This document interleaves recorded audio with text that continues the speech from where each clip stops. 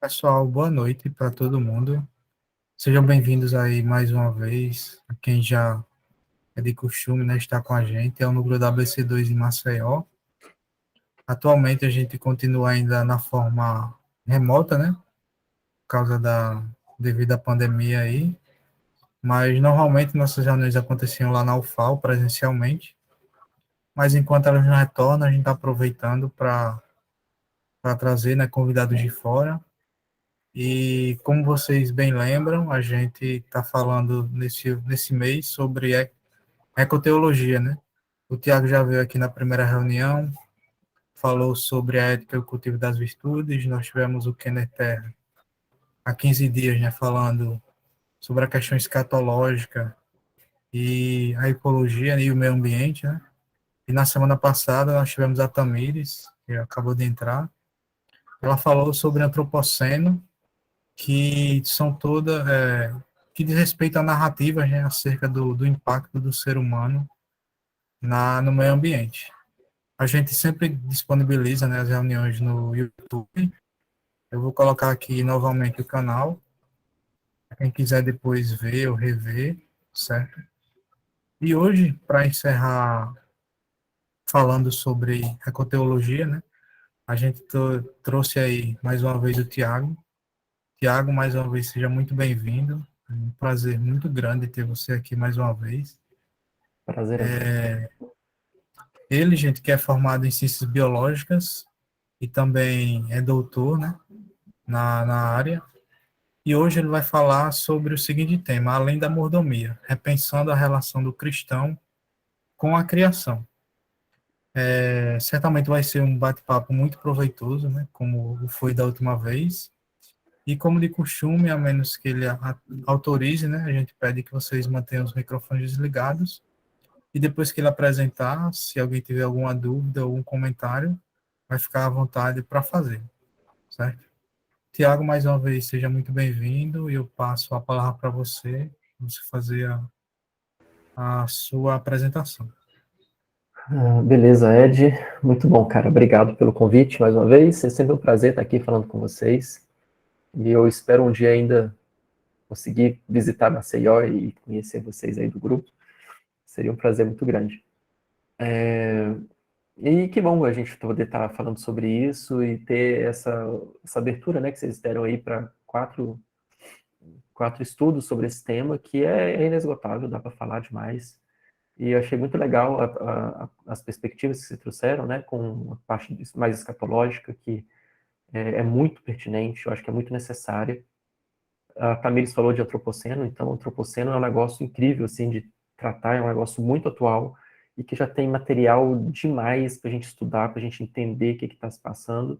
E fiquei muito feliz de ver a Tamires poder falar sobre isso. E vamos lá, né? Deixa eu compartilhar aqui minha janela. Deixa eu ver se ela vai entrar. E que bom que vocês estão acompanhando a gente. Tem gente aí que não é de Maceió, né? Tem a Vanessa lá de Maringá, tem a Anne de Porto Alegre, e não sei se tem mais alguém que não é também, mas que está visitando. É muito bom a gente poder ter essa oportunidade de ver gente de outros lugares chegando e a gente poder ter essa integração, coisas que o online permite, né? E a BC2 nos gratifica aí com esses encontros. Eu acho isso maravilhoso, a gente poder encontrar tanta gente com interesses em comum e que estão querendo aí continuar estudando, compartilhando conhecimento e entendendo como a gente pode integrar isso com a nossa fé. Gente, somos poucos, né? Eu acho que se vocês quiserem falar alguma coisa, quiserem perguntar ou quiserem colocar no chat alguma pergunta, fiquem à vontade. Não preciso ficar aqui falando sozinho, vocês podem me interromper se for necessário. Ou então a gente deixa as perguntas para o final mesmo, mas para mim tanto faz, não se preocupe. Se for aquela pergunta assim, não quero deixar passar, para não perder o time, a gente pode conversar tranquilo. Enfim, né, eu trouxe esse tema aqui para hoje, é quase uma provocação, assim, mas eu não quero ser provocativo. falando sobre além da mordomia, né? Será que a gente precisa falar em algo além da mordomia? Que a gente, eu acho que já ouviu falar essa ideia de mordomia, quem já caminha no meio cristão há algum tempo e reflete sobre esse tema, em algum momento chegou nesse tema aí de mordomia cristã. Mas eu quero refletir um pouco com vocês hoje sobre isso, sobre o que é essa mordomia, o que a gente pode entender pela mordomia e fazer algumas críticas também a isso. Mas para a gente poder repensar, ou, se é necessário de fato repensar nossa relação com a natureza. No primeiro encontro, né, que a gente teve, eu falei aí sobre os paradoxos do antropoceno, e eu acredito que a Tamires depois deve ter complementado com muita informação sobre o antropoceno, não cabe aqui agora.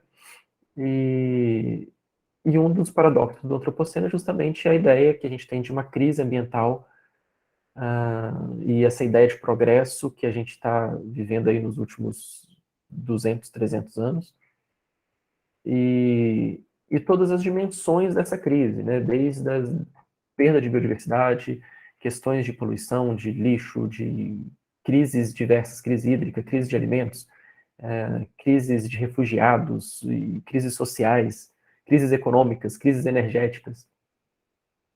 E as mudanças climáticas que estão no cerne disso tudo, de alguma forma. Eu digo no cerne porque elas amplificam todos esses problemas de alguma forma. Então, as mudanças climáticas, elas têm um processo de retroalimentação aí, elas intensificam, amplificam a crise hídrica, por exemplo, a degradação do solo, as crises de refugiados, né? Então, são coisas que a gente precisa perceber, que a gente precisa dar conta, que a gente precisa oferecer respostas. E justamente pensando nas respostas, né, que eu citei algumas coisas, então estou recapitulando aqui algumas coisas que a gente falou naquele primeiro encontro. E, enfim, né, no primeiro encontro a gente buscou essas ideias, né, a gente tratou um pouco sobre essas respostas que são oferecidas diante da crise, para a gente chegar naquele caminho que a gente fez na ocasião de pensar numa ética de virtudes, né, a ética de virtudes, como que a gente pode olhar para o meio ambiente, como que a gente pode desenvolver uma forma de observar e de responder ao meio ambiente e à crise que está diante de nós, sem a gente ficar preso naquele dualismo ali de uma ética utilitarista, uma ética consequencialista, enfim. E foi isso que a gente tratou, né, da questão ética de forma mais filosófica, por assim dizer. Mas existem algumas respostas que são oferecidas, eu queria voltar então nesse ponto aqui, para a gente seguir agora uma bifurcação do que a gente falou da outra vez. Uma delas eu acho que tem muito a ver com o que o Kenner deve ter tratado na questão escatológica, né? De que muitos cristãos parecem não se mover ou não se preocupar o suficiente com as questões ambientais, porque Deus vai destruir essa terra toda e as coisas vão acabar e tudo isso vai ser jogado para o fogo mesmo. Então a gente não precisa se preocupar tanto assim com as questões dessa terra, porque Deus vai renovar tudo, Deus vai destruir essa terra e vai nos dar outra. E aí esse quadrinho mostra, né, como que numa convenção do clima ali a gente tem vários painéis sobre refugiados, sobre políticas, sobre sustentabilidade, economia, e aí a gente tem ali um painel exclusivo com a setinha vermelha que a pessoa vai assistir esse painel sobre que é tudo parte do plano de Deus. Então a gente não precisa se preocupar com as questões ambientais, porque tudo vai deslingolar ladeira abaixo, e tudo isso é parte do plano de Deus, a gente não precisa se preocupar sim, é um determinismo muito grande, ou um fatalismo muito grande, né? E isso leva a gente até a ficar cínico diante das questões que a gente vive. É um problema, né? É um problema porque a gente acaba não entendendo como a gente se relaciona com esse planeta, com a criação e com as coisas que estão ao nosso redor, e a gente não percebe como que isso se volta contra nós. Tem até umas visões assim bem extremas, eu não sei se o Kenner talvez tenha tratado isso, né? De pessoas que olham para tem essa visão escatológica assim tão problemática e que às vezes querem até poluir mais e gerar mais crise, porque se a gente acelera a crise, a gente acelera a volta de Cristo. É umas coisas assim bem desconexas, né? Mas tem essas vertentes assim dentro do cristianismo, do evangelicalismo, enfim. E uma outra resposta que é dada muitas vezes é eu gosto demais desse quadrinho. Esse quadrinho é um dos quadrinhos mais famosos quando a gente trata de questões climáticas. Ele já circulou o mundo todo aí. Eu vi um dado que eu acho que mais de 10 mil publicações, revistas já reproduziram esse quadrinho nos últimos 10 anos. Que é também uma conferência climática, e aí o palestrante está ali falando sobre independência energética, preservação, sustentabilidade, cidades sustentáveis e saúde das crianças e tal. E aí levanta um sujeito e pergunta, né? Mas e se tudo for uma farsa, uma grande farsa, e a gente criar um mundo melhor para nada? E isso mostra a ironia da coisa, né? Como que muita gente às vezes acaba se pegando nessa pergunta aí, que é uma pergunta que envolve um tipo de ceticismo, né? Ou até um negacionismo, tipo, tá, eu vou buscar preservar a natureza, vou buscar independência energética, vou buscar tudo isso que são coisas boas, mas e se isso tudo for uma farsa e eu estou buscando coisas boas para nada, né? É muito irônico isso, mas infelizmente é isso que a gente vê em argumentações muito comuns por aí e que mostram que a gente não, muitas vezes parece que a gente não percebe exatamente como deve ser a nossa posição diante da, da natureza, ou diante da criação de Deus, né? E é uma visão muito utilitarista isso também, que tem a ver com aquilo que a gente já falou. E as coisas só servem se tiver um valor embutido, se a gente atribuir um valor, e se não for assim, as coisas não servem.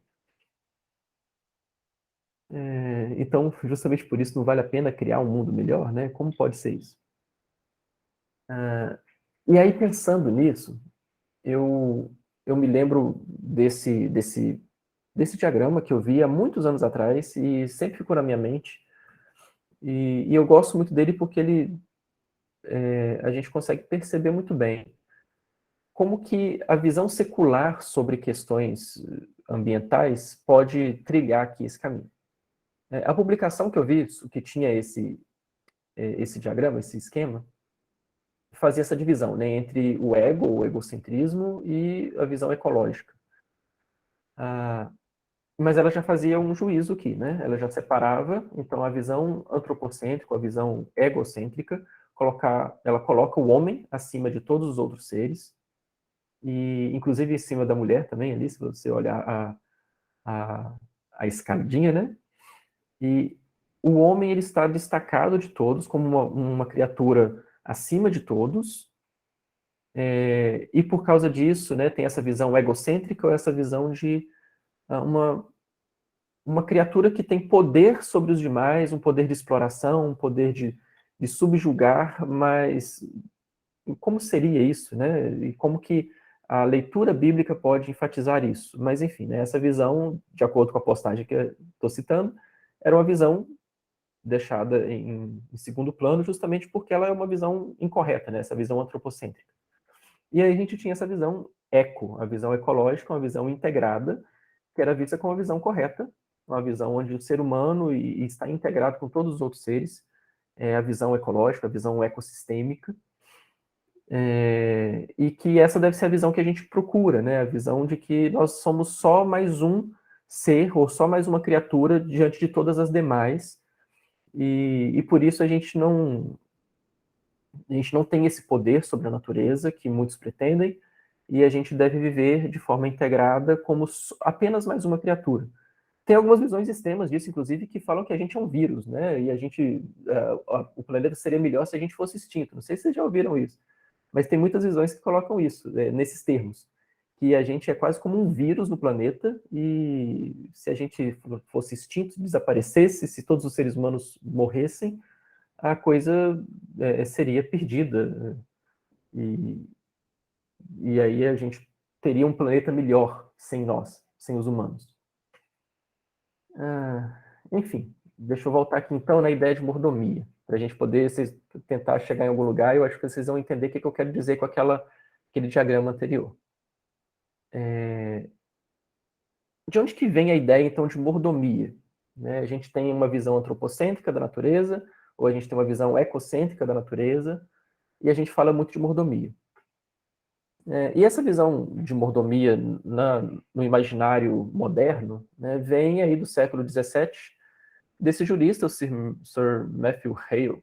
Ele tinha uma visão calvinista, ele era um calvinista britânico, talvez escocês, não sei, mas ele traz essa visão de que os homens, né, são administradores dos bens de Deus, encarregados de cuidar e melhorar a sua propriedade. Então há uma visão de propriedade, há uma visão de administração, mas não há nenhuma referência, nesse caso, a meio ambiente, a ecologia, a mundo natural, a outros seres, outras espécies. Não há nenhuma referência a isso, há uma referência apenas à esfera humana da coisa.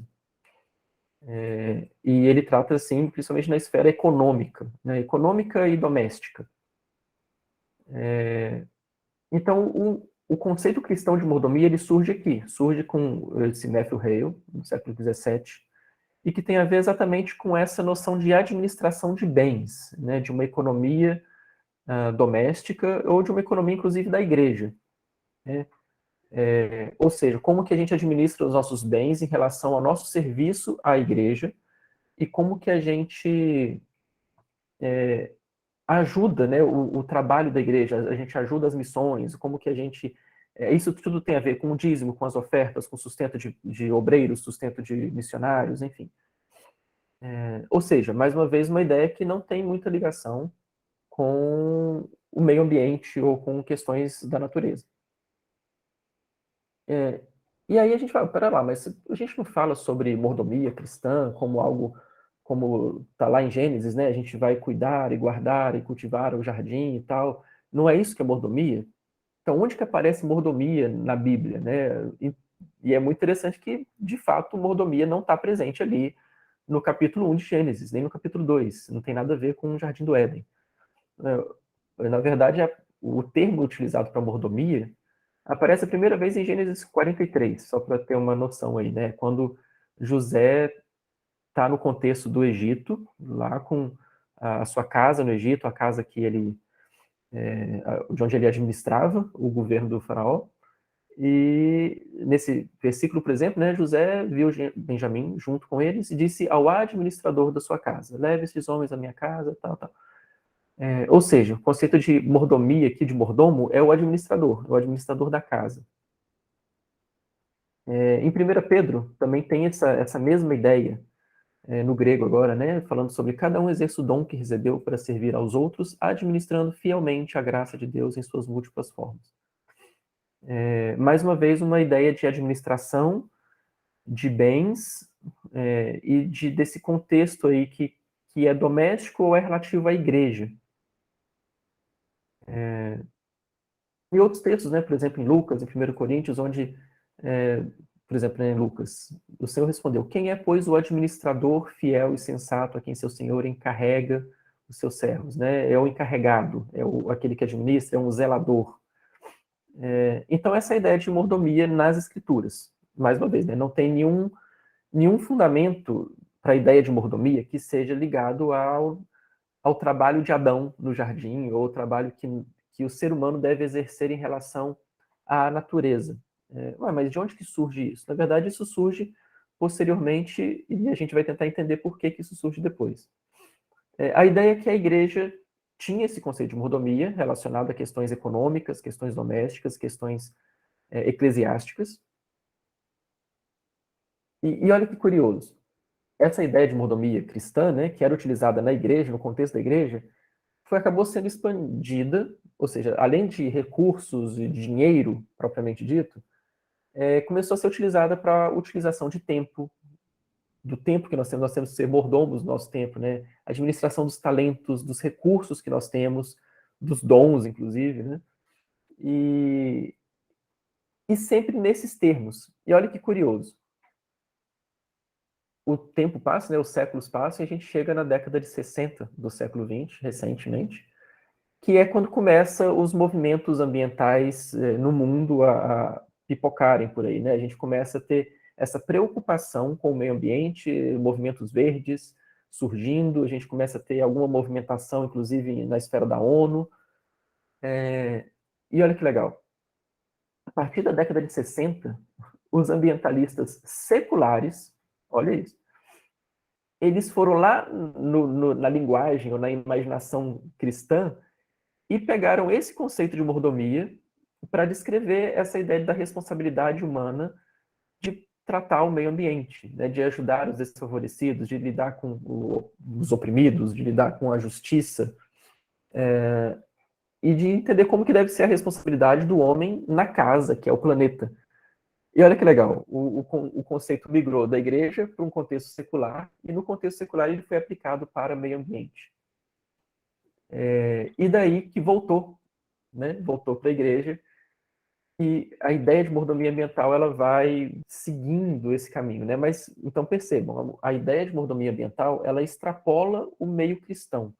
A ideia de mordomia ambiental tem a ver com muitas coisas que são feitas, são exercidas de resposta do ser humano ao cuidado com a natureza.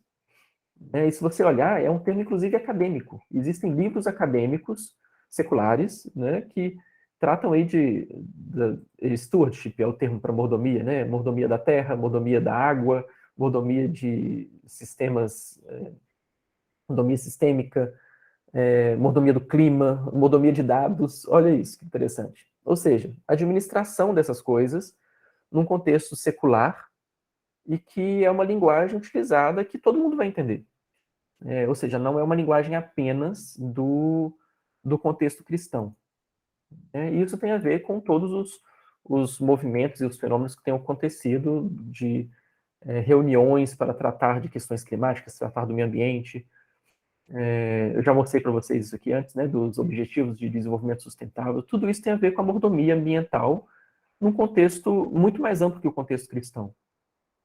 Se vocês olharem, né, por exemplo, o Dia da Terra, todo mundo sabe do Dia da Terra, dia 22 de abril, ou então a Hora do Planeta, que eu não sei se é um dia fixo, mas isso acontece em março ou em abril, mas eu acho que é um dia fixo em março. Vocês já devem ter ouvido, né, falar sobre a Hora do Planeta, que você, durante 1 hora, das 8 às 9 da noite, alguma coisa assim, você desliga todos os aparelhos elétricos da sua casa, você desliga tudo, como uma forma de unir o planeta nesse movimento. Ou seja, são elementos de mordomia, né, de tratar, de reconhecer a nossa responsabilidade com o planeta, de tentar cuidar de alguma forma. Isso é muito bom, isso é ótimo, né, porque desperta uma consciência, desperta uma sensibilização mundial que extrapola o campo da igreja, para que a gente entenda os problemas da crise ambiental que a gente está vivendo. E aí, eu vi essa tirinha ontem. Eu achei ela tão boa que eu falei, preciso colocar ela aqui. Olha que interessante, eu quero que vocês reflitam um pouco sobre isso, né, sobre os carros elétricos. Olha aí, né, carros elétricos são uma solução de mordomia, né, de cuidado com o meio ambiente, de perceber um problema, uma crise instalada e de buscar uma alternativa, uma solução, de buscar algo que vai cuidar do meio ambiente, ou seja, de ter uma responsabilidade sobre isso, e as indústrias, né, que desenvolvem carros elétricos, ou você como um consumidor que vai comprar um carro elétrico, tudo isso tem a ver com a mordomia de alguma forma. Mas aí a tirinha está apontando uma consequência irônica aí, né? No futuro, os engarrafamentos serão de carros elétricos. A gente vai continuar tendo engarrafamento, a gente vai continuar tendo um problema ambiental de alguma forma. A gente não vai ter a poluição, mas a gente continua tendo algum problema. A gente continua tendo crises para lidar. Se você for parar para pensar, né, na solução dos painéis solares, muitas críticas são feitas. Gente, painel solar é muito bom, mas muitas críticas têm sido feitas, por exemplo, naquelas grandes fazendas que cobrem áreas de milhões de quilômetros quadrados. Na China tem muito disso, né, que você cobre áreas de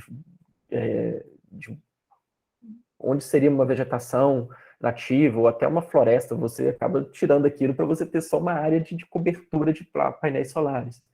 E aí você tem toda uma questão de descarte do painel solar depois que a vida útil dele acaba. Então percebam como que as questões de mordomia, elas não são, e eu acho que vocês já devem estar começando a entender onde que eu estou querendo chegar, né?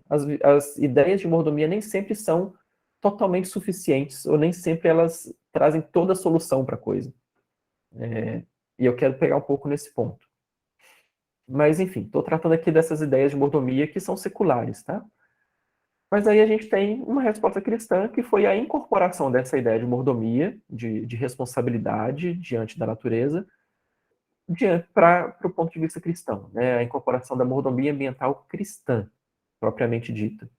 E aí a gente tem muitos trabalhos, né? Você tem, se você chega numa igreja e pergunta quem já ouviu falar sobre isso, muita gente já ouviu falar. John Stott fala muito sobre isso. A gente tem um livro muito bom do John Stott, que é O Cristão e os Desafios Contemporâneos, que tem várias edições dele. Agora a última edição foi lançada da Thomas Nelson, a anterior era da Ultimato. Enfim, ele trata disso muito bem. Ele fala muito sobre essa ideia de mordomia, ou de mordomia responsável. E é um tema muito bom e muito importante de ser tratado do ponto de vista cristão. Esse tema surge lá na década de 70, primeira vez que é utilizado, né? A mordomia cristã dos recursos naturais, é o subtítulo desse livro do Loren Wilson. Olha que curioso, né? Mordomia cristã dos recursos naturais. Há uma ideia aqui ainda embutida de que a criação não é uma mordomia da criação, é uma mordomia de recursos, como se tudo que existe são recursos que nós vamos utilizar. Né? Recursos à nossa disposição, ou recursos, até recursos brutos, né? Matéria bruta, para a gente trabalhar. Então, a mordomia seriam desses recursos. Na segunda edição desse livro, que foi na década de 90, o autor, né, o editor desse livro, já mudou a ideia. Opa, pera lá, né? A gente não precisa olhar para todas as coisas como meros recursos naturais. A gente tem que entender a ideia de uma criação. E aí ele já mudou o título, o subtítulo para Stewardship of Creation, tipo, mordomia da criação, e não de meros recursos. Já mudou, melhorou um pouco a ideia. E é muito interessante porque eles, com o passar do tempo, essa ideia de mordomia vai sendo aprimorada ou vai sendo aperfeiçoada, evoluindo aí a compreensão. E há uns 3, 4 anos atrás, 2018, 2019, houve a publicação desse livro com um pós-fácil do próprio Loren Wilson, que é Além da Mordomia, que tem a ver tudo com o tema que eu trouxe aqui para vocês. E nesse Além da Mordomia, ele trata de novas abordagens para o cuidado com a criação. E aí a gente tem um termo novo, talvez, né, que é esse creation care, esse cuidado com a criação, que é como se fosse algo que está indo além da mera mordomia. E o que os autores desse livro falam, logo no início, é que, infelizmente, o conceito de mordomia ambiental cristã não foi suficiente para inspirar amplos setores do cristianismo a levar a sério o cuidado da criação. Gente, parece uma afirmativa dura, né? Sim, como assim, né? A ideia de mordomia ambiental que parecia ser tão boa, não foi suficiente? Ela realmente, será que não é suficiente? Será que a gente pode concordar com isso? Então vamos seguir um pouco aqui. A ideia de mordomia, então, né? O que significa essa ideia de ser mordomo? Já tratei lá atrás um pouco, mas ela pode cair em algumas limitações. Por exemplo, né, a ideia de mordomo é aquela pessoa que é responsável pelo recurso que pertence a outra pessoa. No caso da mordomia cristã, ambiental cristã, esses recursos são a própria criação, e aí aquele título do primeiro livro lá já mostra isso, né? Esses recursos são a criação de Deus e pertencem a Deus. E aqui a gente já vê algumas dificuldades, né? Se os mordomos eles vão tratar de recursos, ou vão ser responsáveis por recursos, a gente olha para a criação como meros recursos.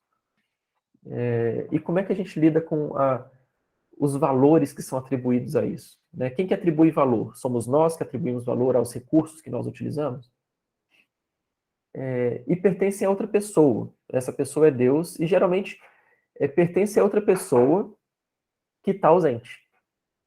Já perceberam isso? Geralmente o mordomo está cuidando porque o dono está ausente, e quando o dono vai retornar, ele vai encontrar aquilo ali cuidado, bem cuidado ou mal cuidado, né? Mas ele geralmente está cuidando porque o dono está ausente e ele está cuidando bem daquilo.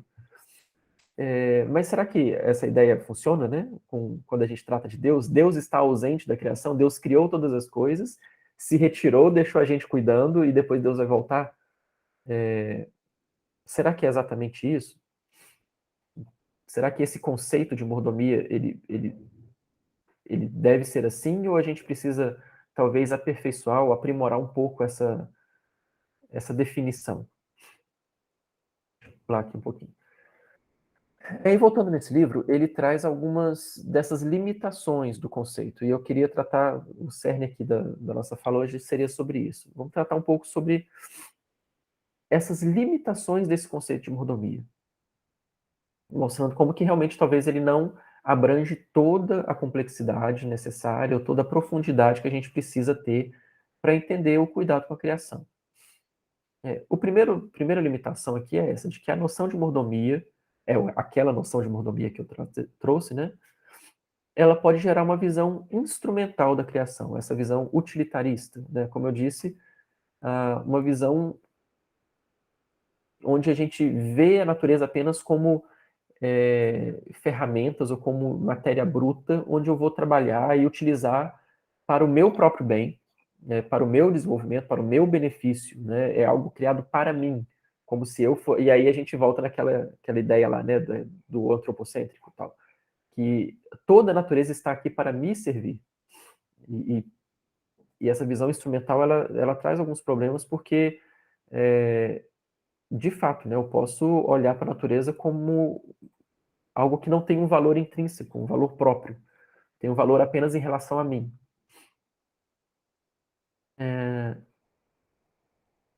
E essa noção também ela pode cegar a gente para essas raízes da degradação ambiental, ou seja, para as causas principais da degradação. De onde vem essa degradação? Por que isso acontece?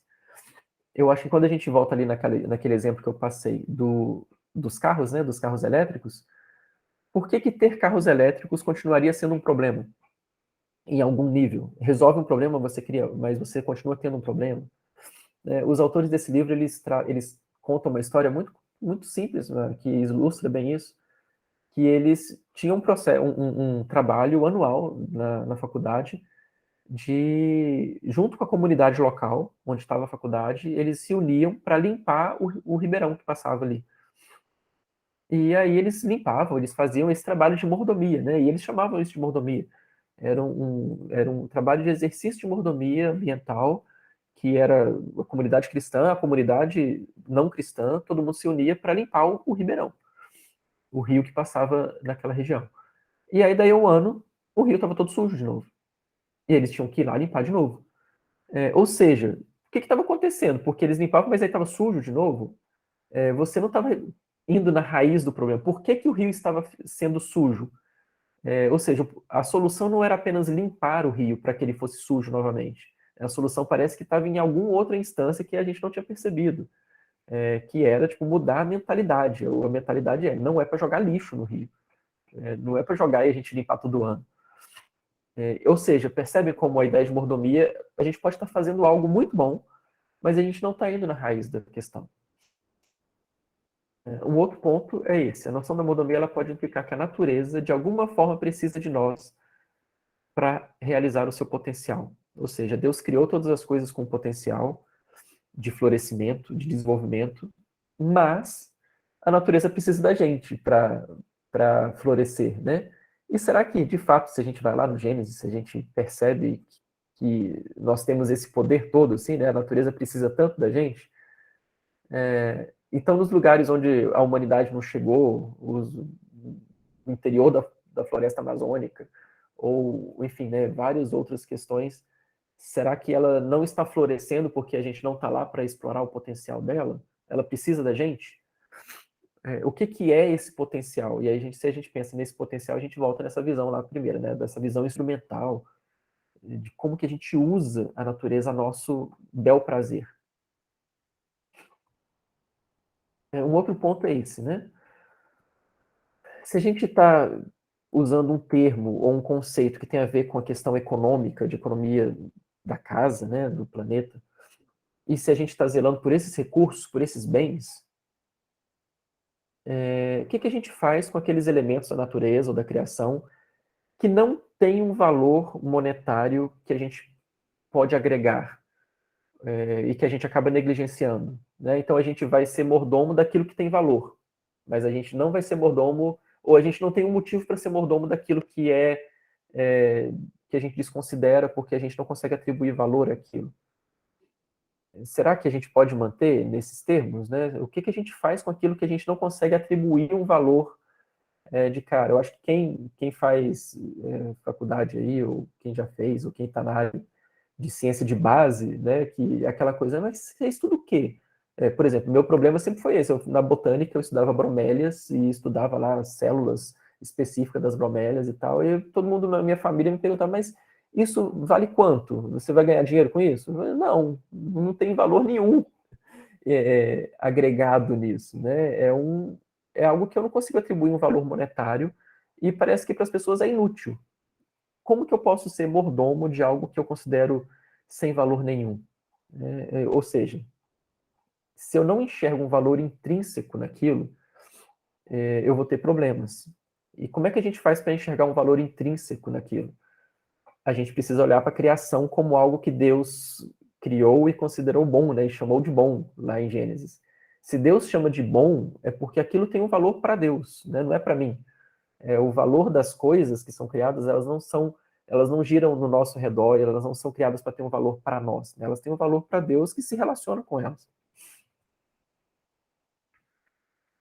Um outro ponto é que a mordomia ela pode nos levar a pensar que a gente cuida apenas dos recursos e objetos inanimados, né? Ou de coisas que não são orgânicas, né? Ou que não estão relacionadas em sistemas orgânicos e ecossistêmicos, né? Ou seja, a gente tem dificuldade de perceber o mundo ou a criação como esse grande ecossistema onde há inter-relações e interdependência, e a gente acaba segmentando muito as coisas, né? E volta, mais uma vez, volta naquela visão instrumental que a gente usa lá atrás. E um outro ponto-chave é essa ideia da distinção humana, e que tem a ver com aquele diagrama que eu mostrei lá no começo, né? Onde que o homem está situado em relação à natureza, ou em relação ao restante da criação. A gente vai adotar aquela visão antropocêntrica ou egocêntrica, onde o ser humano está no topo da pirâmide, ou a gente vai adotar aquela visão ecocêntrica, onde o homem faz parte de de todos os outros, né? Só mais um ser ali no meio. Nesse ponto, né, dessa distinção humana, a mordomia ela vai enfatizar demais essa distinção em relação à criação não humana, né? Criação não humana é o termo utilizado mais em inglês, né? Mas funciona aqui também em português. A criação não humana é toda aquela criação que não somos nós. Então a mordomia ela enfatiza demais essa distinção em relação à criação não humana. E ela subestima a nossa condição de criatura dentro de toda a criação. Né? Percebem? É como se fosse, olhando aquele diagrama lá, com aquelas duas divisões, né? É como se ela enfatizasse demais que o ser humano é distinto e ela subestima o fato do homem ser mais uma criatura ali no meio. Parece que a gente precisa chegar num equilíbrio aqui, né? Eu acho que muitas vezes a gente não se dá conta disso. E é esse outro ponto, né? Se o homem é esse ser que é mordomo, né, de Deus, parece que a gente pressupõe que apenas os humanos têm uma relação com Deus, né? E não as outras criaturas. As outras criaturas, elas não têm uma relação com Deus direta. As outras criaturas talvez precisam de nós para ter uma relação com Deus. Será que isso procede? Será que é assim mesmo? E justamente por isso, essa ideia de mordomia, nesses termos que eu estou colocando, né? Ela pode colocar a humanidade numa posição de uma... isso aqui é um autor que chama, né, de realeza mediadora. Colocar o homem nessa posição de realeza, muito distinta, ou muito enfatizada, né, como ali no ponto 6, que faz essa mediação com as demais criaturas. É como se o homem não... ele deixa de ser parte das criaturas ele passa a ser um ser intermediário, talvez, né? E ele tem a relação com Deus, e os outros animais precisam dessa relação com o homem para depois chegarem a Deus. É complicado isso. E tá certo que muita gente não parte desses pressupostos. Mas essa ideia de mordomia, ela pode levar a isso. Então, a ideia que eu estou tentando mostrar aqui é que ela pode levar a essas questões, né? Do homem, essa distinção do homem ser muito enfatizada em detrimento da posição do homem como um outro ser criado. Né? O Richard Dawkins, ele é um teólogo que eu já citei antes também. Ele fala sobre essa ideia, né, do homem querer se ver diferente das outras criaturas e que isso tem tudo a ver com o próprio princípio da queda, né? A queda, e segundo as palavras dele, é esse desejo de escapar dos limites de ser uma criatura entre outras criaturas, né? O desejo de ser Deus, o desejo de ser independente, é justamente essa rejeição da ideia do, do que Deus nos fez para ser, né? E está relatado em Gênesis isso. Essa rejeição dessa condição de criatura. Tipo, eu não quero ser uma criatura como as demais. Eu quero ser alguém a mais do que isso. Eu quero ser muito mais do que isso. Eu não quero ser pó. Eu quero ser rei. Eu quero ser Deus. E esse é o princípio da queda. Então, o Richard Dawkins, baseado nisso, é que ele fala, né? A gente precisa voltar, botar o pé no chão, fazer parte do pó e entender que nós somos criaturas junto com as outras criaturas.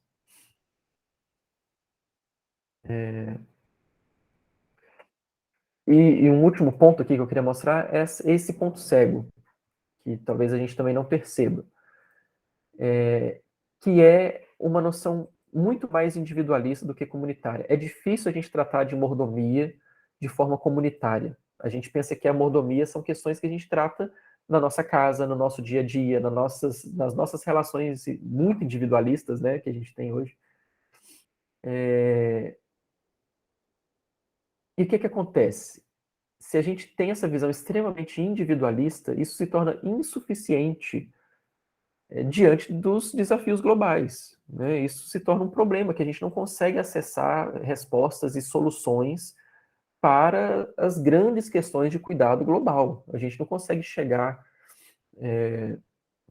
em questões sistêmicas, a gente não consegue chegar em questões estruturais de como que as coisas estão organizadas na sociedade, e a gente não consegue oferecer boas soluções ou boas respostas como igreja, né? Porque a gente está muito preocupado com a mordomia no nível muito individualista. Então, a última pergunta que esse livro traz, né, seria essa.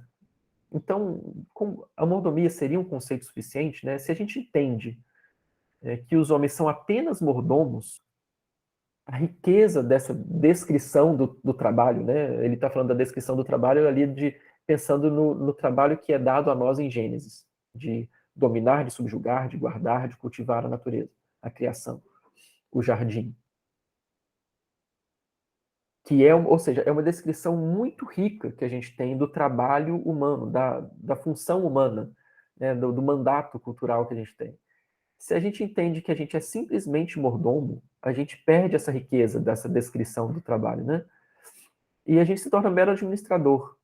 E o que acontece? A gente acaba limitando o escopo da nossa responsabilidade. Olha isso, que interessante.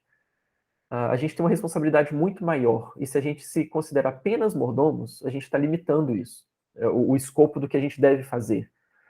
E isso é pior ainda, porque a gente se isenta de muitas outras tarefas no que diz respeito à criação.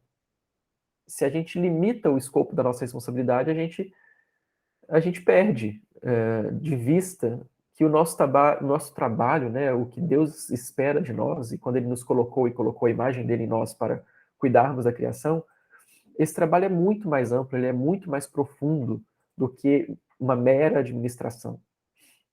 A gente precisa, de fato, então, de uma compreensão mais rica, mais profunda. E essa ideia de retalhos aqui é justamente porque o autor do livro ele traz essa percepção de que várias tradições cristãs têm percepções diferentes sobre essa relação com a criação, e aí, por exemplo, a tradição reformada tem muito essa ideia, né, de mordomia responsável que eu estou falando aqui, mas, por exemplo, a tradição católica, ela tem muita ideia de ecojustiça, de justiça ambiental. A tradição ortodoxa, ela tem muito a ideia da espiritualidade ecológica, que é algo mais voltado para o misticismo muito peculiar deles, né? E todas elas enxergam as coisas a partir de uma perspectiva diferente, mas na verdade elas estão olhando para a mesma coisa e oferecem respostas que podem ser complementares. Então, quando a gente soma todas elas, a gente vai ter uma visão de como o cristão deve agir em relação ao meio ambiente muito mais profunda, muito mais completa, e que vai poder ir além, né, do mero conceito de mordomia.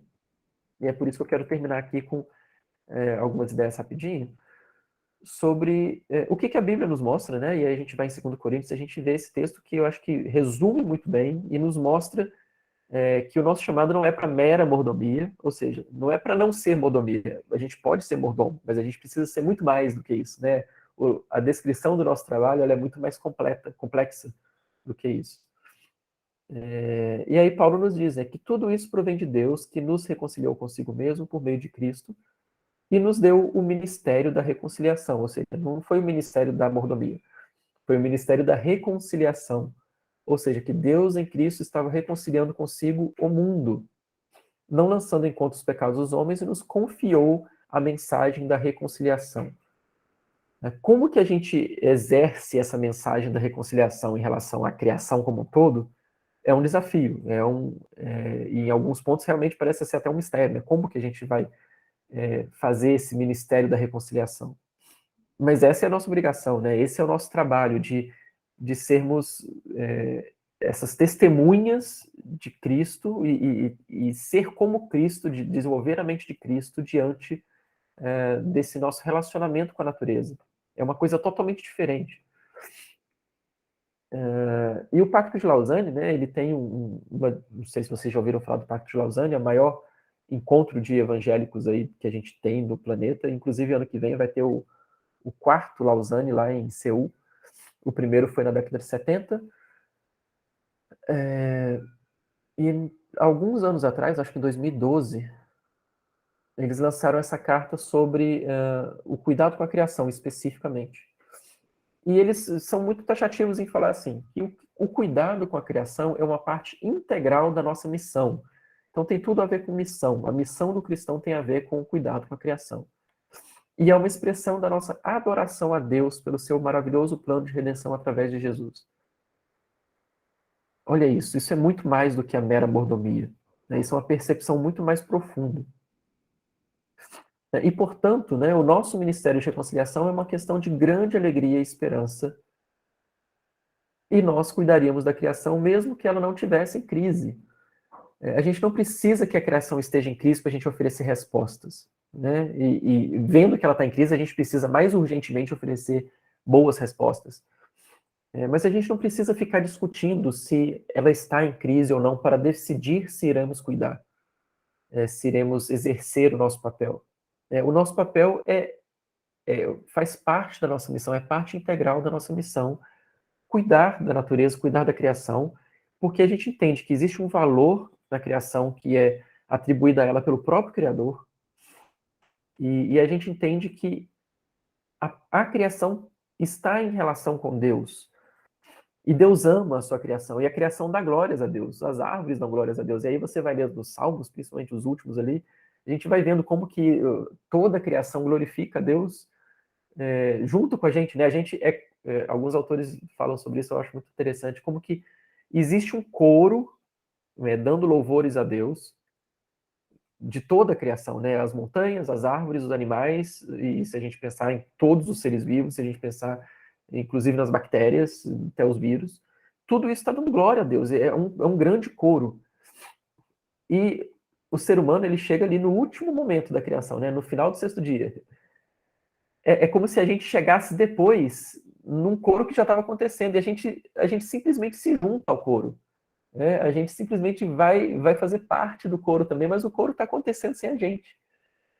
A gente não é esse mediador entre Deus e a criação.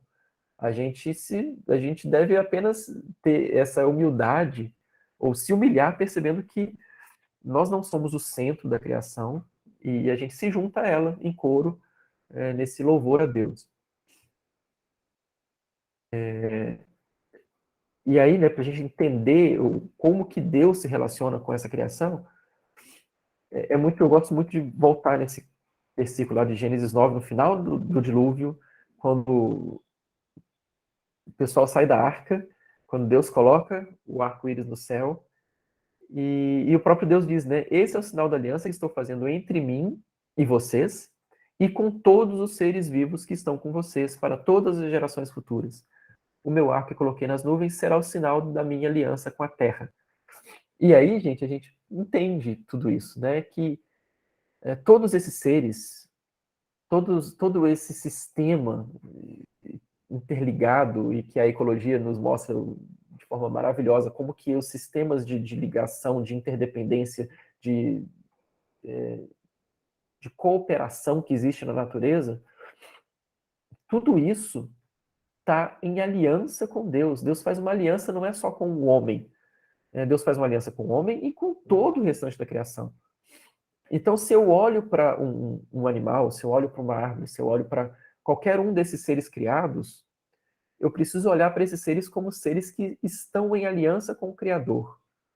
E como eu me relaciono com eles e como eu ajo em relação a eles, precisa nos dar um pouco mais de temor sobre como a gente enxerga essas coisas. Porque não são meros elementos ou matéria bruta. Não é só um amontoado de átomos ali. São seres que estão em relação com o Criador, que estão em aliança com o Criador. E aí, como é que a gente concilia, então, né, essa visão final aqui, para a gente fechar? Como é que a gente fecha esse problema? A gente vai ter essa visão antropocêntrica, a gente vai adotar essa visão ecocêntrica? É uma visão extremamente humanista ou é uma visão mais panteísta, né, que a gente tá aí, o ser humano é só mais um no meio dessa engrenagem toda? Na verdade, a grande questão de todas as escrituras, né, de tudo que a Bíblia nos ensina e que a filosofia hebraica nos ensina aqui, e que a gente acabou perdendo muito por causa dessa visão grega que a gente tem, é que a gente não precisa escolher entre uma e outra, né? Na verdade, a gente vai precisar conciliar essas duas, porque essas duas visões elas precisam caminhar juntas, porque ela não deve ser nem antropocêntrica, mas ela também não deve ser ecocêntrica. Na verdade, a gente tem que tirar essa distinção e a gente precisa adotar uma visão que é teocêntrica, né? É Deus que está em aliança com tudo isso. Ou uma visão cristocêntrica, né? Que olha para a cruz e Cristo na cruz redimindo e reconciliando consigo mesmo todas as coisas, como diz lá em Colossenses também. Ou seja, né, a gente precisa conciliar essa ideia de que nós fazemos parte da criação, que nós somos mais uma criatura, que nós somos do pó e que a gente vai voltar para o pó, e que justamente por isso nos une com todas as outras criaturas, isso nos une com todo o universo criado, né? Nós somos compostos dos mesmos átomos, das mesmas moléculas, e isso é incrível demais. Mas, ao mesmo tempo, Deus nos coloca numa posição destacada, sim. Deus coloca em nós a imagem dele, sim. Deus nos chama de coroa da criação, sim. Isso está lá no Salmo 8.